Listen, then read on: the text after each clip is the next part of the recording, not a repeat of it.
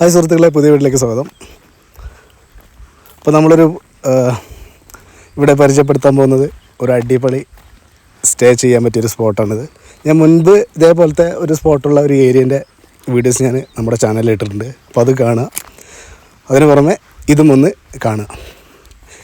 ഇതെവിടെയാണ് spot എന്ന് പറയുന്നത്? കാരാപ്പുഴയുടെ അടുത്ത് തന്നെയാണ്. കാരാപ്പുഴയുടെ വൃഷ്ടിപ്രദേശത്താണ് ഈ ഒരു സ്പോട്ടുള്ളത്. ഈ ഒരു വിഷ്വൽ കാണുമ്പോൾ തന്നെ നിങ്ങൾക്ക് അറിയാൻ പറ്റും.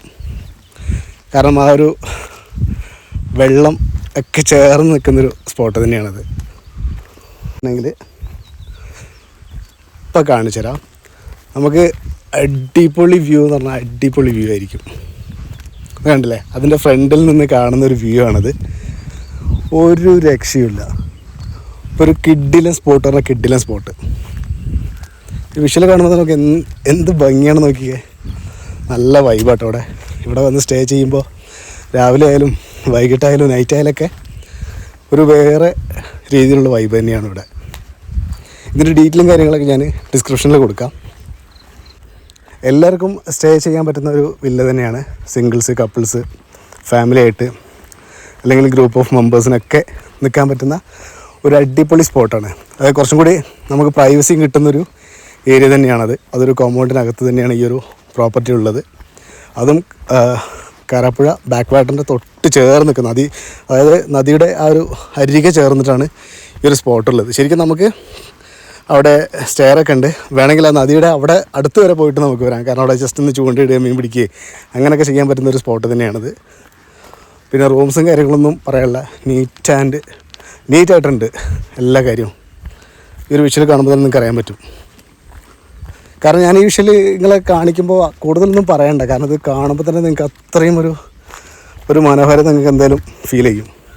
കാരണം ഇവിടെ ഇരുന്ന് ചായ പിടിക്കുന്ന ആ ഒരു അല്ലെങ്കിൽ ഫുഡ് കഴിക്കുന്ന സീനൊക്കെ ഒന്ന് ആലോചിച്ച് നോക്കിയേ. അടിപൊളിയല്ലേ? അതേപോലെ നമ്മളെ ബെഡ്റൂമിൻ്റെ സൈഡിൽ നിന്നുള്ള ഗ്ലാസ്സിലൂടെ കാണുന്ന വിഷ്വൽ നോക്കിയേ.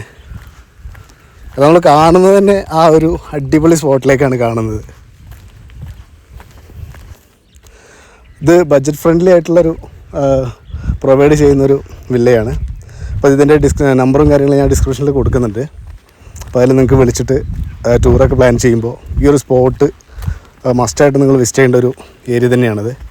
അത് കായലരികത്ത് ഇങ്ങനെ നിൽക്കുന്ന കായലരികത്ത് വളയെറിഞ്ഞപ്പോൾ എന്നുള്ള സോങ്ങൊക്കെ നിങ്ങൾക്ക് ആലോചിച്ചുകൊണ്ടിരിക്കാൻ പറ്റുന്നൊരു അടിപൊളി സ്പോട്ട്.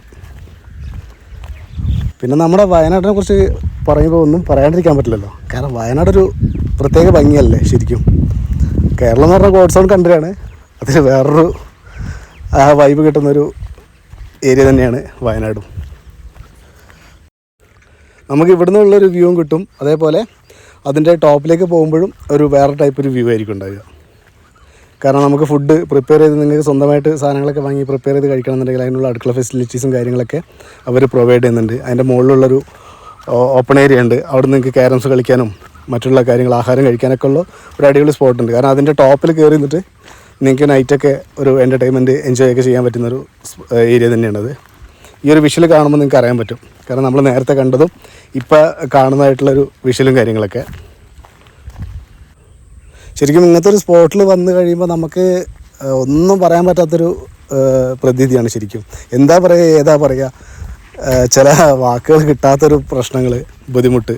കാരണം ഈ ഏരിയ കാണുമ്പോൾ തന്നെ നമുക്ക് ഫുള്ള് ബ്ലാങ്ക് ഔട്ട് എന്ന് പറയില്ലേ, ആ ഒരു ഇതിലാണ് ഉള്ളത് നമ്മൾ. കാരണം ഇങ്ങനെ ഒരു വിഷ്വലൊക്കെ ഈ ഒരു കിട്ടുന്ന ഒരു ഏരിയ എന്ന് പറഞ്ഞാൽ നോക്കിയേ, അടിപൊളി പറഞ്ഞാൽ അതിനൊരു വേറെ വേർഡ് പറയാൻ പറ്റുന്നില്ല. അതാണ് ഇടക്കിടക്ക് അത് പറഞ്ഞു പോകുന്നത്. അത് അന്യായ ബ്യൂട്ടി എന്നൊക്കെ പറയില്ലേ, ആ ഒരു വേർഡാണ് ഞാൻ എപ്പോൾ യൂസ് ചെയ്യുന്നത്. പിന്നെ നിങ്ങൾക്ക് ക്യാമ്പ് ഫയർ, പിന്നെ നിങ്ങൾക്ക് തന്നെ മറ്റുള്ള ഇതാ പറയുക, ഈ കുഴിമന്തി അല്ല ചുട്ട് കഴിക്കുന്നത്, ഇറച്ചിയൊക്കെ ചുട്ട് കഴിക്കുന്നൊരു ഇതുണ്ടല്ലോ, അതൊക്കെ നിങ്ങൾക്ക് ചെയ്യാൻ പറ്റും. കാരണം നമ്മൾ കാരാപ്പുഴ പൊതുവേ കാണുന്ന കാരാപ്പുഴയുടെ ആ ഒരു പാർക്ക് ഏരിയ പാർക്ക് ആ വ്യൂ മാത്രമാണ് കാണുന്നത്. പാർക്കിങ്ങും പിന്നെ അതിൻ്റെ ഉള്ളിലെ കുറച്ച് കാഴ്ചകളും. പക്ഷേ അതിൻ്റെ കുറച്ച് ഇപ്പുറത്തോട്ടുള്ള ഭാഗങ്ങളെന്ന് പറയുമ്പോൾ ഒന്നുകൂടെ നമുക്ക് നല്ല വിസ്തരിച്ച് കാണാൻ പറ്റുന്നൊരു ഏരിയ തന്നെ. നമുക്ക് ആ റൂട്ടിലൂടെ പോകുമ്പോൾ തന്നെ നമുക്കത് ഫീൽ ചെയ്യും. ആ ഒരു ചിൽനെസ്സും പിന്നെ ക്ലൈമറ്റിൻ്റെ ഒരു ഇതും എല്ലാമായിട്ട് അടിപൊളി. പിന്നെ കുട്ടികൾക്കൊക്കെ വേണ്ടിയിട്ടുള്ള അത് അവിടെ തന്നെ ഈ ഒരു വില്ല തന്നെ സ്വിമ്മിംഗ് പൂളും സെപ്പറേറ്റ് ഒരുക്കിയിട്ടുണ്ട്. അപ്പോൾ കുട്ടികൾക്ക് മുതിർന്നവർക്കെല്ലാം യൂസ് ചെയ്യാൻ പറ്റുന്നൊരു സ്വിമ്മിംഗ് പൂൾ തന്നെയാണത്.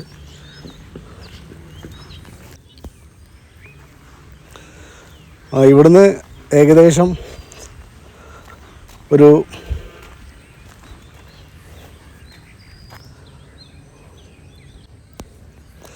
ഇപ്പോൾ ഒന്നും പറയാനില്ല, അന്യായ സ്പോട്ടാണത്.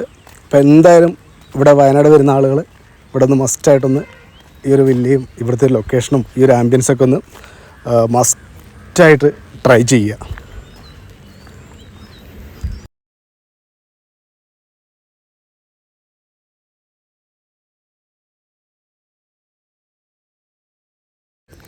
നമ്മൾ വില്ലയിലേക്ക് പോകുമ്പോൾ ഫസ്റ്റ് കാണുന്നൊരു വ്യൂ ആണത്. കാരണം ഇവിടുന്ന് അതിൻ്റെ ഉള്ളിലോട്ട് എത്തുമ്പോഴാണ് നമുക്ക് ആ അപ്പുറത്തുള്ള ആ ഒരു വെള്ളത്തിനോട് ചേർന്ന് നിൽക്കുന്ന ആ ഒരു പോർഷൻ കിട്ടുള്ളൂ. അതിൻ്റെ ഫ്രണ്ട് വ്യൂ ആണിത്.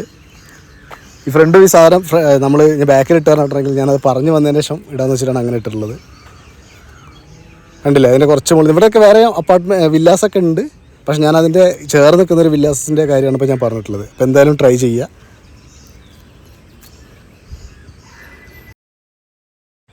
ഈ പ്രോപ്പർട്ടി മാത്രമല്ല, പല പ്രോപ്പർട്ടി ഇവിടെ ഉണ്ട്. നിങ്ങൾക്ക് ഏതിലും